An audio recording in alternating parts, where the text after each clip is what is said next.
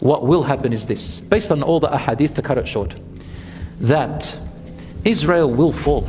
I've heard some people, especially some Muslims, they listen to stuff on TikTok and other places, social media, and I've seen this trend of a drum blowing and you hear the word Allahu Akbar, Allahu Akbar, and people, they say, imagine hearing that voice. I would run.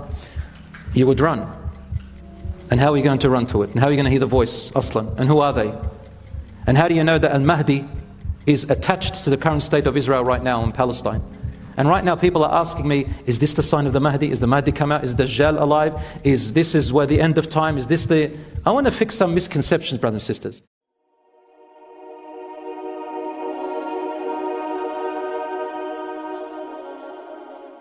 Zionism, my brothers and sisters, is a system of beliefs that was invented in the late 1800s by a man who is from Austria, who is of Jewish heritage and bloodline, named Theodor Hertz, who came up with the idea that we have a promised land by God from ancient times, and we have a right to go back into Jerusalem and Palestine and to establish an Israeli state by force or by any means. At that time, the Jews were dispersed. None of them were even thinking of that. And in fact, till today, there is a group of Jews who still adhere to an orthodox types of belief. They're called the Orthodox Jews. These are facts. And these Orthodox Jews believe very strongly. Some of them are anti-Zionists, some of them are just non-Zionists, and some of them are pro-Zionists. But the Orthodox Jews say we are not allowed to enter that land or take it over from any people. And we are oppressing them by doing that. You've seen them out in protest, haven't you?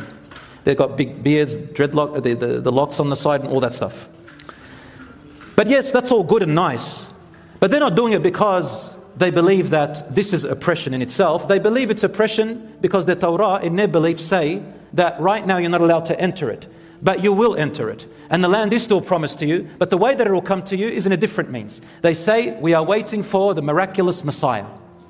When He, the miraculous Messiah, comes, He will lead us into it, and we will rebuild the temple and return back to that state. The Israelis, or the Zionists, they believe otherwise. They say we need to go in and take it by force, and we need to establish the Israeli state, and when the Messiah comes, He comes, or whatever happens, happens. And there is another group of Jews who say that, let's say that we were able to enter Jerusalem and enter Palestine, take it and becomes Israel, and everybody leaves, then how do we re-establish or reconstruct the Temple Mount? That's what they're after.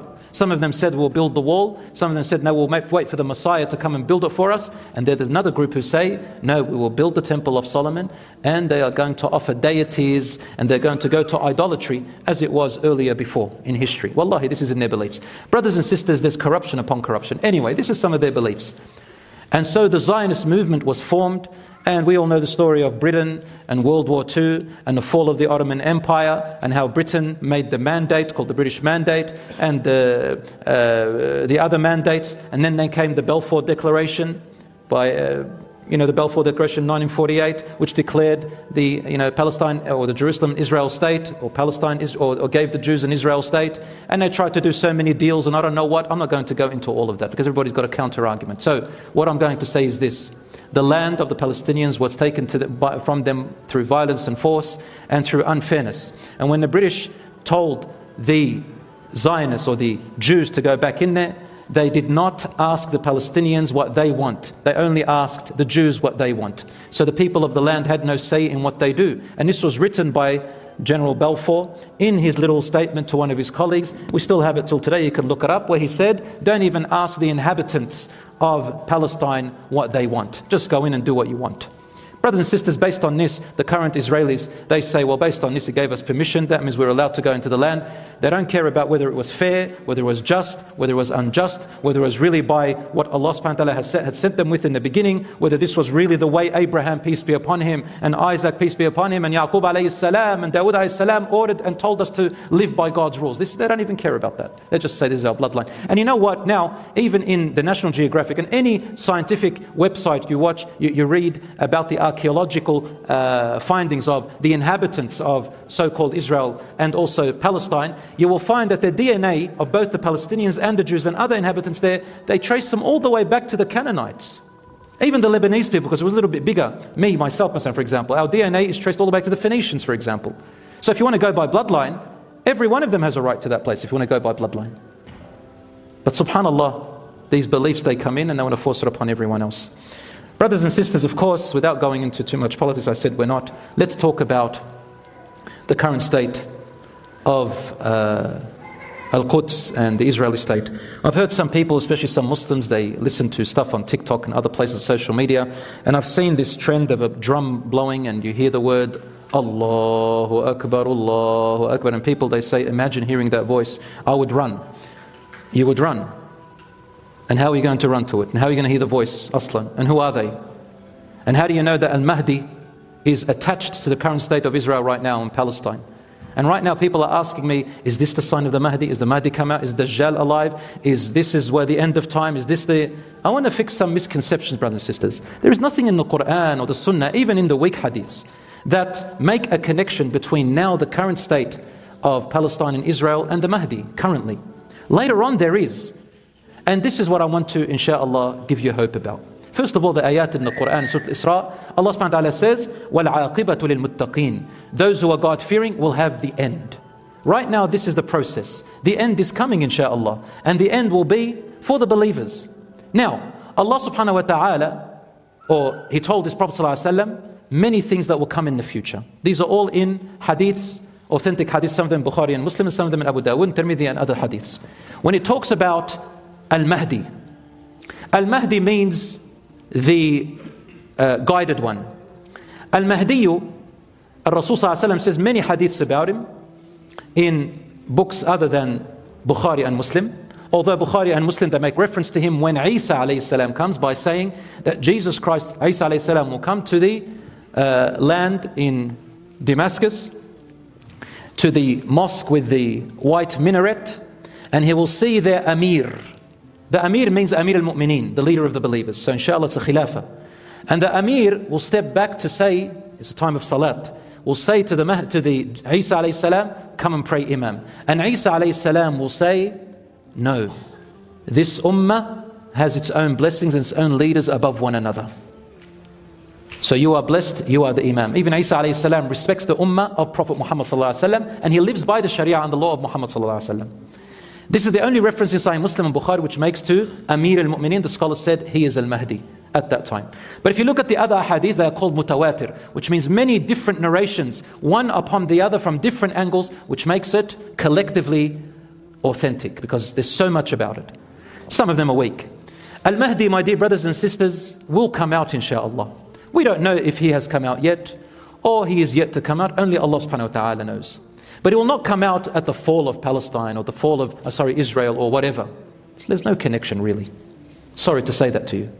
But inshaAllah, what will happen is this, based on all the ahadith, to cut it short, that Israel will fall. Even by not talking about scripture and religious scripture, the way they're going, they cannot last. 75 years and the core of the problem is still there. And now, alhamdulillah, the PR campaign against them is getting stronger and stronger.